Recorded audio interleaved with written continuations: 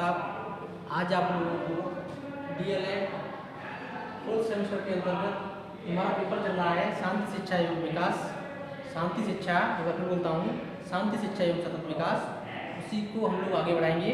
और उसके अंतर्गत हमारा नया टॉपिक है वो है शांति, तनाव एवं शांति, टेंशन एवं पीस। इसका हम लोग अध्ययन करेंगे। नया टॉपिक है, बड़ा इंटरेस्टिंग टॉपिक है और बहुत ही महत्वपूर्ण टॉपिक है। इसको हम लोग अच्छे से समझेंगे। तो पहले तो समझते हैं तनाव का अर्थ क्या है। तनाव क्या है इसको समझते हैं। बड़ा सिंपल इसका अर्थ है। तनाव क्या है? तनाव एक तरीके की वह स्थिति है जिसमें व्यक्ति शारीरिक और मानसिक रूप से असंतुलित हो जाता है। अर्थात व्यक्ति की सामान्य दशाएं होती हैं, उससे वह स्थिति उसकी बिगड़ जाती है, वो अपनी संतुलित स्थिति में नहीं रह पाता। इसी के कारण क्या होता है, द्वंद्व की स्थिति में पड़ जाता है, उसका मन संघर्ष की स्थिति में पड़ जाता है और उसके द्वारा जो कार्य किए जाते हैं वो निश्चित रूप से समाज के लिए ठीक नहीं रहते। और जो व्यक्ति हैं, जो भी उस एरिया में जो व्यक्ति रहते हैं या स्वयं के लिए भी वो घातक हो जाते हैं। और वो ऐसे कार्य करता है व्यक्ति अपने तनाव को दूर करने के लिए जो निश्चित रूप से उसके लिए भी हानिकारक होते हैं और दूसरों के लिए भी हानिकारक होते हैं। इस प्रकार से तनाव शारीरिक और मानसिक रूप से असंतुलन की स्थिति है जिसमें व्यक्ति अपनी इच्छाओं को प्राप्त करने में असमर्थ रहता है, अपने लक्ष्यों को प्राप्त करने में असमर्थ रहता है, अपनी जरूरतों को पूरा करने में असमर्थ रहता है और तमाम शारीरिक मानसिक दोष के कारण भी असंतुलन की स्थिति देखी जाती है। इस प्रकार से एक बार फिर समझते हैं, तनाव कुछ भी नहीं है। तनाव सिंपल सीधे शब्दों में तनाव शारीरिक और मानसिक असंतुलन की वह स्थिति है जिसमें व्यक्ति शारीरिक और मानसिक रूप से असंतुलित हो जाता है, सामान्य नहीं रह पाता, असामान्य हो जाता है, जिसके कारण क्या होता है, जिससे उसे अधिक परिश्रम करना पड़ता है और जो जिस चीज़ को करना चाहता है, जिस कार्य को करना चाहता है, उस कार्य को बेहतर तरीके से नहीं कर पाता और तनाव की वजह से उसका कार्य है वो सामान्य तरीके से न होकर एक असामान्य तरीके से होने लगता है। इसी को क्या कहते हैं? तनाव कहते हैं। अब नेक्स्ट देखते हैं, इसको आप लोग लिखा देंगे मैंने आप लोग अपने से देख लें। आप कुछ परिभाषाएं हैं, बड़ी महत्वपूर्ण परिभाषाएं हैं तनाव की। उसमें पहली परिभाषा है गेट्स एवं अन्य के अनुसार। एक शिक्षा शास्त्री है, मनोवैज्ञानिक है गेट्स और उनके साथियों ने कुछ परिभाषा दी है। वो है तनाव असंतुलन की दशा है। एक बार फिर देखते हैं, तनाव असंतुलन की दशा है जो प्राणी को अपनी उत्तेजित दशा को समाप्त करने के लिए कोई कार्य करने के लिए प्रेरित करती है। अर्थात जब भी प्राणी हाइपर होता है, जब भी प्राणी एग्रेसिव होता है तो उसे कार्य करने के लिए वह क्या करती है, ये स्थिति उसको प्रेरित करती है। इसी स्थिति को क्या कहते हैं? तनाव कहते हैं। उनकी परिभाषा रही। दूसरी परिभाषा है वो है इलियट के अनुसार। इलियट भी एक महत्वपूर्ण शिक्षा शास्त्री हैं, उन्होंने तनाव की परिभाषा दी है। तनाव से अभिप्राय किसी संघर्ष की स्थिति है, जो मैंने आपको बताया था अर्थ के रूप में।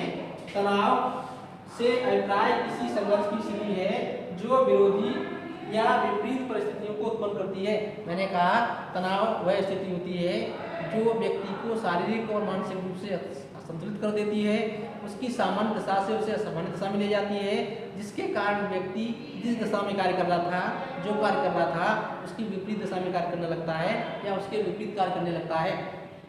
तो एक बार फिर सामान्य अर्थ में देख लेते हैं। तनाव वह स्थिति है, कोई भी परिभाषा हो, ठीक है, उनको कोई भी शिक्षा शास्त्री देते हैं तो वो एक निश्चित शब्दों में बांध देते हैं, तो उसी को हम क्या कहते हैं, उनकी पर्सनल परिभाषा मानते हैं।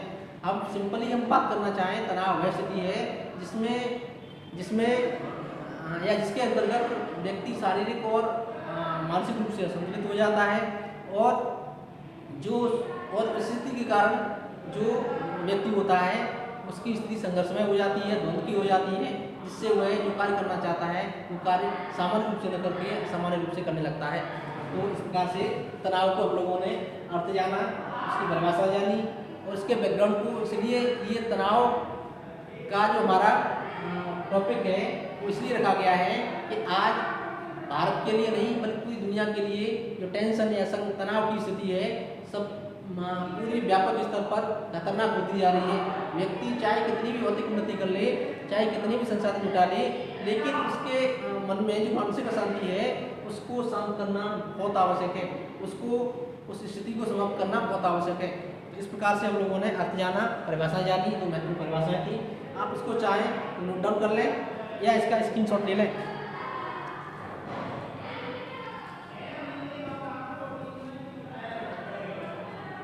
ठीक है स्टूडेंट्स, इसको मिटा देते हैं, आगे बढ़ेंगे हम लोग।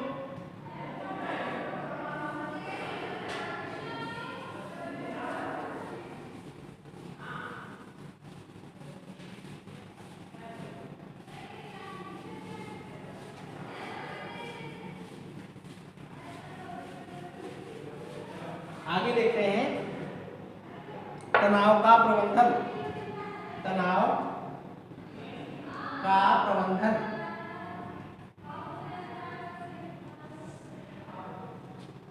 तनाव के प्रबंधन अर्थात जब कभी भी बालक तनाव में हो, अर्थात आपके क्लास के अंदर आप पीपल टीचर हैं, आप शिक्षक बनने वाले हैं, तो जब कभी भी आप अपनी क्लास में होंगे और देखेंगे कि बच्चे बहुत थकान में हैं, बच्चे बहुत तनाव में हैं, बच्चे बड़ी द्वंद की स्थिति में या संघर्ष की स्थिति में हैं, तो उस स्थिति को आपको समाप्त करना है या कम करना है, ताकि बच्चे दोबारा से क्या हो जाए, दोबारा से शांतप्रिय हो जाए, दोबारा से खुश हो जाए, दोबारा से पूरी क्षमताओं के साथ पढ़ने के लिए तैयार हो जाए। यदि बच्चे तनाव में रहेंगे, यदि बच्चे किसी प्रकार की संघर्ष की स्थिति में रहेंगे, उनका जो मन है वो पढ़ाई में नहीं लगेगा और निश्चित रूप से जो आउटपुट शिक्षा का मिलना चाहिए, जितना उपलब्धि बच्चों को करनी चाहिए शिक्षा से संबंधित, वो उनको नहीं हो पाएगी। इसलिए प्रत्येक शिक्षक का उत्तरदायित्व है कि वो अपनी कक्षा के अंदर तनाव का प्रबंधन बहुत ही बेहतर ढंग से करे। इसको देख लेते हैं।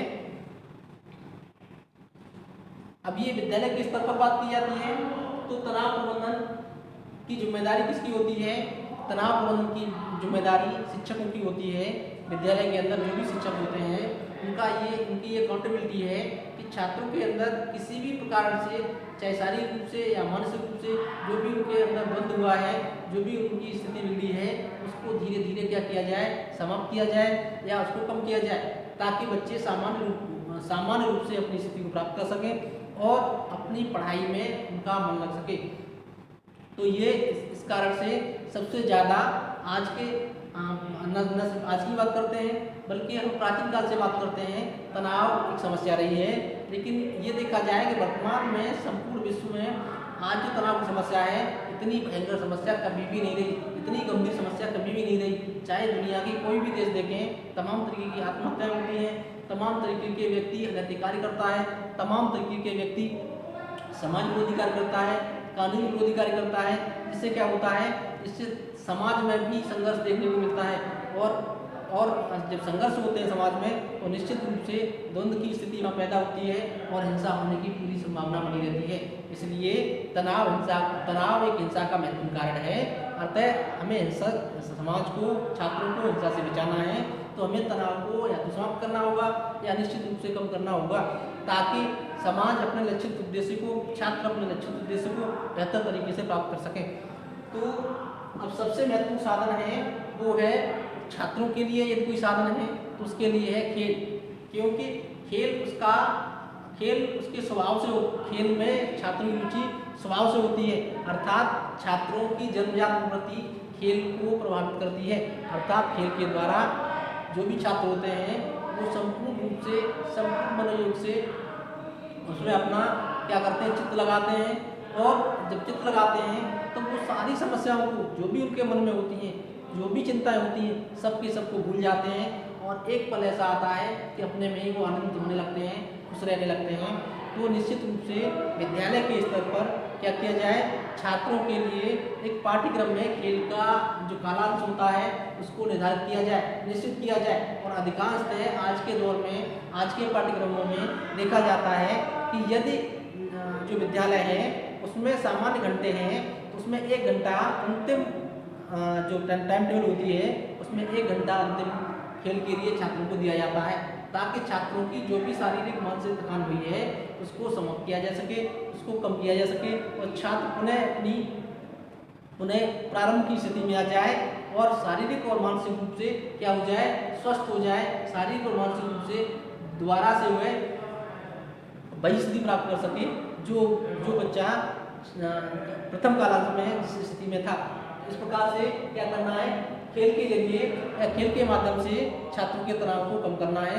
और निश्चित रूप से प्रत्येक विद्यालय में खेल के कालांश को अंतिम घंटे के रूप में रखना है और प्रत्येक छात्र को खेलने के लिए ले जाना है, उनको खिलाना है, उनकी रुचियों के अनुसार खिलाना है। जिस खेल को जो छात्र खेलना चाहता है उसी को खेलने के लिए उसको दिया जाए, किसी विशेष खेल को जिसमें उसकी रुचि नहीं है खेलने के लिए बाध्य न किया जाए। और जितने भी खेल से संबंधित सामग्रियां हैं उनको विद्यालय के अंदर प्रॉपर रूप से रखा जाए, उनका रखरखाव भी बेहतर तरीके से किया जाए।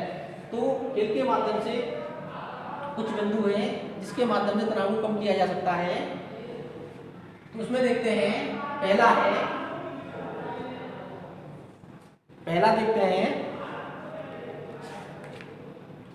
है शारीरिक विकास एवं तनाव प्रबंधन। शारीरिक विकास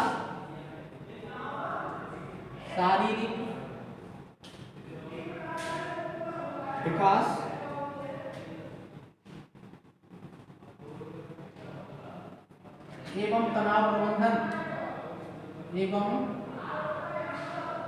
तनाव प्रबंधन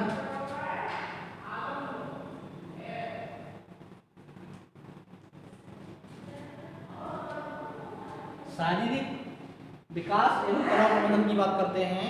जब बच्चे का विकास शारीरिक रूप से बेहतर ढंग से होता है, शारीरिक रूप से सही ढंग से होता है, संतुलित रूप से होता है, तो निश्चित रूप से बच्चे का जो तनाव होता है वो कम होता है, बच्चे में तनाव नहीं होता।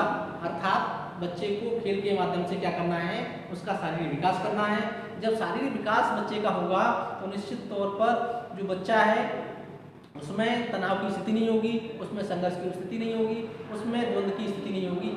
और जब बच्चा शारीरिक रूप से श्रेष्ठ होगा, शारीरिक रूप से बलवान होगा, तो जो भी स्थिति कभी भी ऐसी आएगी तनाव की, उसको वो सहज रूप से, उसको सामान्य रूप से वो उसको झेल लेगा, वो उस पर नियंत्रण प्राप्त कर लेगा।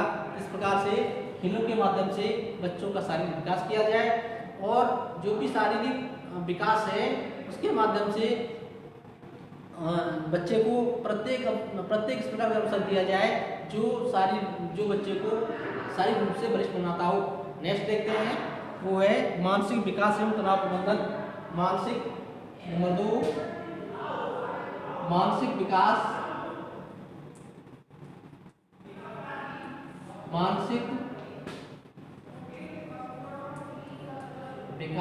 एवं तनाव प्रबंधन।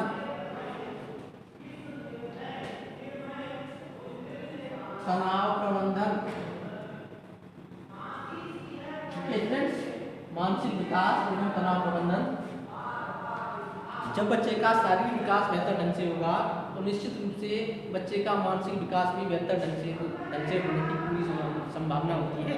और इस प्रकार से जब छात्रों को खेल के माध्यम से मानसिक क्रियाएं कराई जाती हैं तो उनकी जो तर्क करने की क्षमता होती है, उनकी जो तर्क के साथ साथ चिंतन की जो क्षमता होती है और चिंतन के साथ साथ जो उनकी बौद्धिक क्षमताएं होती हैं उनमें निश्चित रूप से निखार आता है। निश्चित रूप से उन क्षमताओं को मजबूत किया जाता है और बच्चा मानसिक रूप से क्या हो जाता है, बौद्धिक रूप से मजबूत हो जाता है।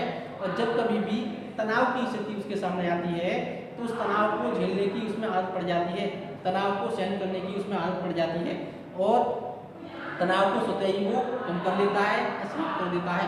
नंबर 3 की बात करेंगे। नंबर 3 है संवेगात्मक स्थिरता एवं तनाव प्रबंधन।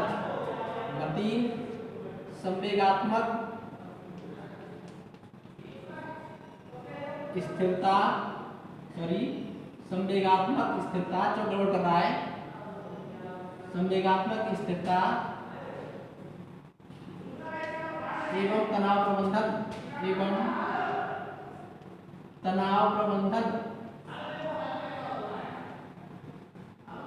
ठीक है स्टूडेंट्स। संवेगात्मक स्थिरता एवं तनाव प्रबंधन की बात करेंगे। खेल के माध्यम से बच्चों के संवेगों को मजबूत बनाया जाता है। अर्थात बच्चे प्रारंभिक काल में संवेगात्मक रूप से अस्थिर होते हैं, उनके संवेगों को खेल के रूप से सुदृढ़ किया जाता है। कोई भी बच्चा जब खेल के मैदान में जाता है उसको निश्चित रूप से खेल के नियमों का पालन करना होता है, धैर्य का परिचय देना होता है, अनुशासन का पालन करना होता है और एक दूसरे की भावनाओं को निश्चित रूप से ध्यान रखना होता है। जब इस प्रकार के गुण छात्र के अंदर आते हैं तो वो संवेगात्मक रूप से क्या होता है, मजबूत होता है, स्थिर हो जाता है। और जब कभी भी तनाव की स्थिति आती है तो जो बच्चा संवेगात्मक रूप से सुदृढ़ होता है, संवेगात्मक रूप से मजबूत होता है, वो उन तनावों को, चाहे किसी भी प्रकार के हों, तनावों को आसानी से पार कर लेता है, तनावों को आसानी से सहन कर लेता है। नेक्स्ट देखते हैं, वो है प्रेम सहयोग की भावना का विकास एवं तनाव प्रबंधन। नंबर 4, प्रेम एवं सहयोग, प्रेम एवं सहयोग की भावना का विकास, की भावना का विकास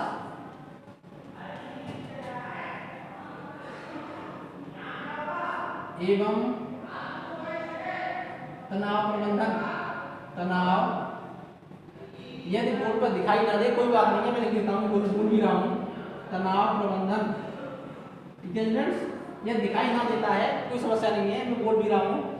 तो जब भी खेल के माध्यम से छात्रों का विकास किया जाता है, चाहे वो शारीरिक हो या मानसिक हो, जब भी उन्हें खेल के मैदान में ले आया जाता है तो उनके अंदर प्रेम और सहयोग की भावनाओं का निश्चित रूप से विकास होता है। जैसे मैं बात करूं, कुछ गेम ऐसे होते हैं जो शामिल होते हैं, टीम एफर्ट होता है जिसमें पूरी टीम सहयोग करती है। कुछ गेम ऐसे होते हैं जो एकल होते हैं, उनके द्वारा भी जो प्रेम की भावनाएं होती हैं, सहयोग की भावनाएं होती हैं, वो विकसित होती हैं। जैसे एग्जाम्पल देता हूँ मैं, जैसे हम क्रिकेट का गेम ले लें, हॉकी का गेम ले लें, बैडमिंटन का गेम ले लें, उसके अंदर भी तमाम जो प्लेयर होते हैं, जो हॉकी हो, खो खो हो, कबड्डी हो, उसके अंदर टीमें होती हैं। और टीमें क्या करती हैं, टीम के जितने भी साथी होते हैं वो एक टीम एफर्ट के रूप में, एक सामूहिक कोशिश के रूप में क्या करते हैं, वो एक दूसरे की मदद करते हैं, जिससे उनके अंदर सहयोग एवं सहानुभूति की भावनाएं निश्चित रूप से बलवान होती हैं, मजबूत होती हैं। और उससे क्या होता है, तनाव पर काबू पाने में, तनाव पर विजय प्राप्त करने में प्रत्येक छात्र को मदद मिलती है, शिक्षक को मदद मिलती है।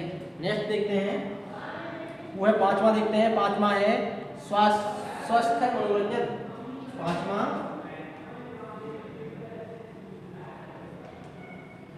स्वस्थ मनोरंजन।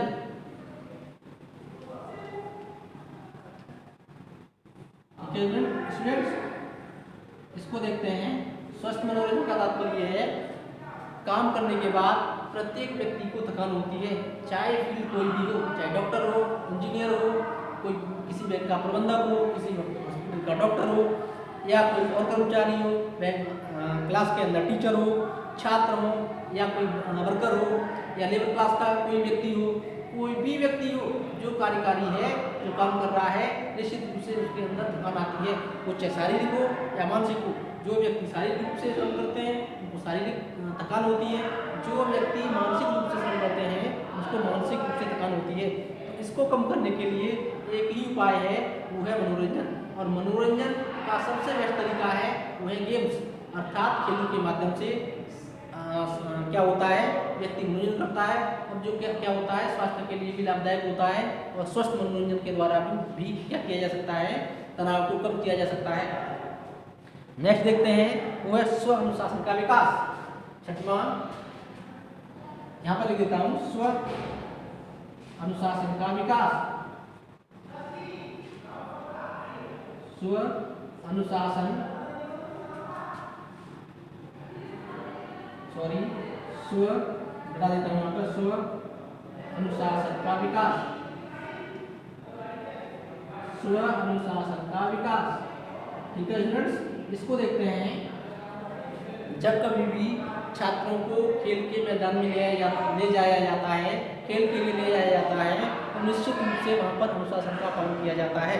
बिना अनुशासन के कोई भी खेल नहीं खेला जा सकता, क्योंकि प्रत्येक खेल के अंदर नियम होते हैं, कायदे होते हैं, कानून होते हैं, जिसका पालन प्रत्येक छात्र को करना होता है, जिससे छात्र के अंदर स्व अनुशासन, सेल्फ डिसिप्लिन की भावना आती है और वो अपने व्यवहार में इन चीज़ों को आत्मसात कर लेता है। इस प्रकार से तनाव को क्या किया जा सकता है, खुद के अनुशासन से, स्वयं के अनुशासन से तनाव को निश्चित रूप से कम किया जा सकता है, जो खेलों के माध्यम से संभव होता है। नेक्स्ट देखते हैं, वो है मर्यादित विभाग। नंबर 6, नंबर 7 मर्यादित विभाग।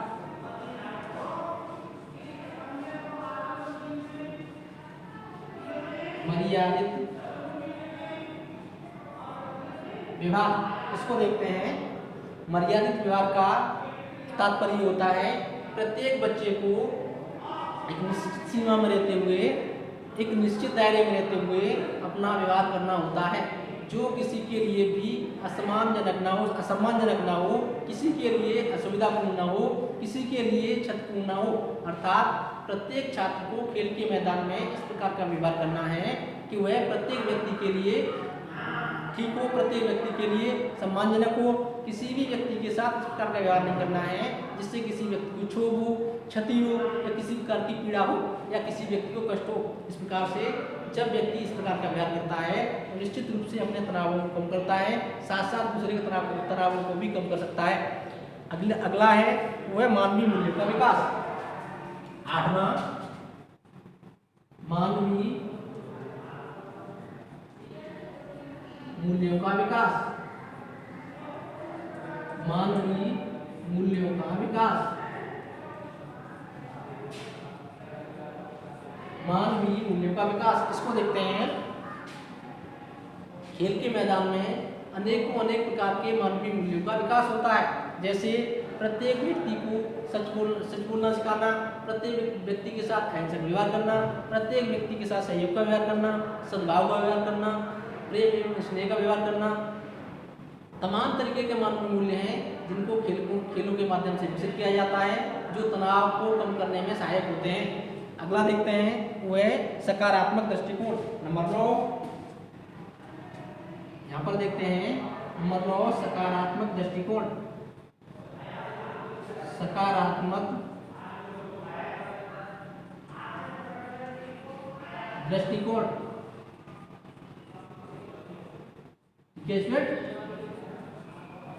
सकारात्मक दृष्टिकोण, प्रत्येक व्यक्ति के सोचने का जो नजरिया होता है उसी को हम दृष्टिकोण कहते हैं। अर्थात प्रत्येक व्यक्ति हमेशा क्या करे, पॉजिटिव सोचे, हमेशा सकारात्मक सोचे, हमेशा सही सोचे। कुछ व्यक्ति ऐसे होते हैं जो प्रत्येक चीज को नकारात्मक रूप से सोचते हैं, प्रत्येक चीज को विपरीत दिशा में सोचते हैं या उल्टी दिशा में सोचते हैं, जो तनाव का कारण बनता है। यदि प्रत्येक छात्र को विद्यालय स्तर पर खेलों के माध्यम से उसकी सोच को धनात्मक बना दिया जाए, सकारात्मक बना दिया जाए, समाज के लिए अनुकूल बना दिया जाए, तो निश्चित रूप से तनाव को कम करने में मदद मिलती है या तनाव को समाप्त किया जा सकता है। अब नेक्स्ट देखते हैं समूह भावना का विकास। 10वां, समूह भावना का विकास। समूह भावना का विकास।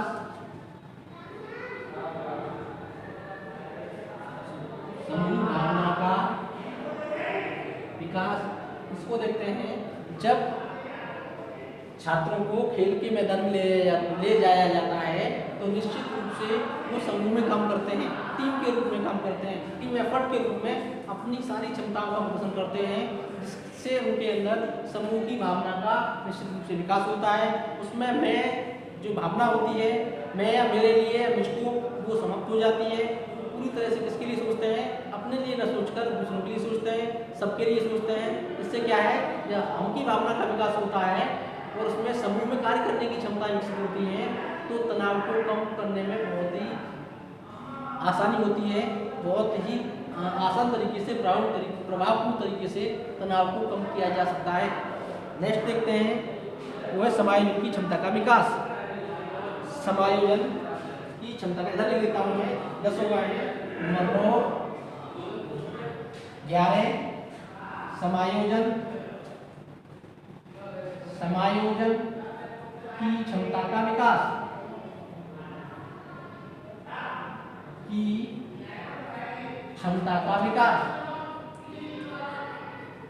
क्षमता का विकास। ठीक है स्टूडेंट्स, जब छात्रों को खेल के मैदानों में ले जाया जाता है या खेल के माध्यम से तमाम कार्य कराए जाते हैं, तमाम गतिविधियाँ कराई जाती हैं, चाहे वो मानसिक हो चाहे वो शारीरिक हो। जब इस प्रकार की क्रियाएं छात्र करते हैं तो उनमें एडजस्ट करने की, उनमें स्वयं को समाज के साथ ढालने की क्षमताएं पैदा हो जाती हैं। जब व्यक्ति में समाज के अनुकूल ढालने की या जो जिस वातावरण में रह रहा है उस वातावरण के अनुकूल ढालने की क्षमताएं पैदा होती हैं तो उसके अंदर जो तनाव होता है वो सतही कम हो जाता है, सतही समाप्त हो जाता है।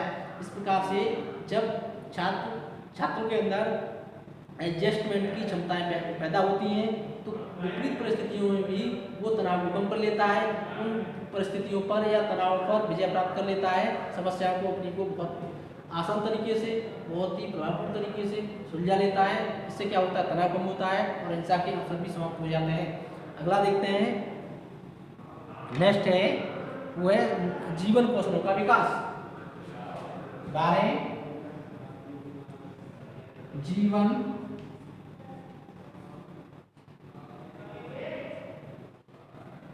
कौशलों का विकास, जीवन कौशलों का विकास। ठीक है फ्रेंड्स, जीवन कौशलों के विकास के द्वारा भी तमाम प्रकार के व्यक्तियों को अपने जीवन को चलाने के लिए, अपनी एसेंशियल रिक्वायरमेंट्स को पूरा करने के लिए, विभिन्न प्रकार के व्यवसायों में जाने के लिए भी तमाम क्षेत्र होते हैं जिनको व्यक्ति चुनता है। इसमें से एक क्षेत्र खेल भी है।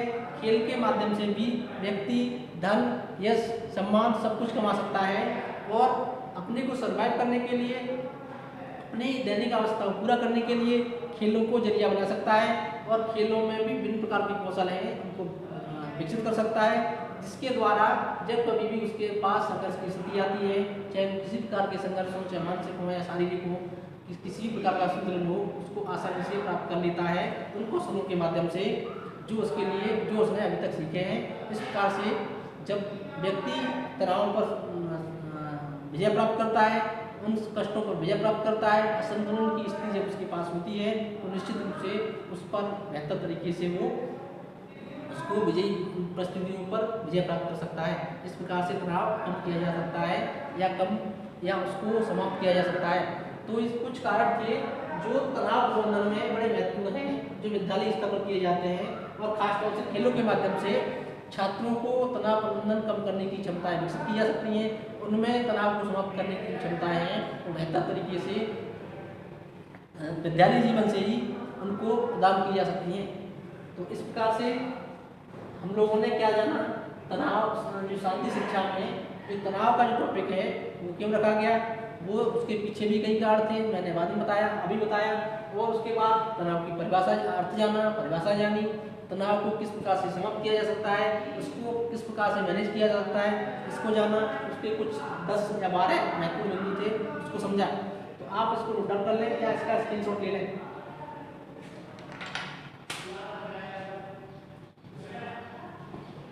ठीक है स्टूडेंट्स, आज के इस वीडियो में इतना ही।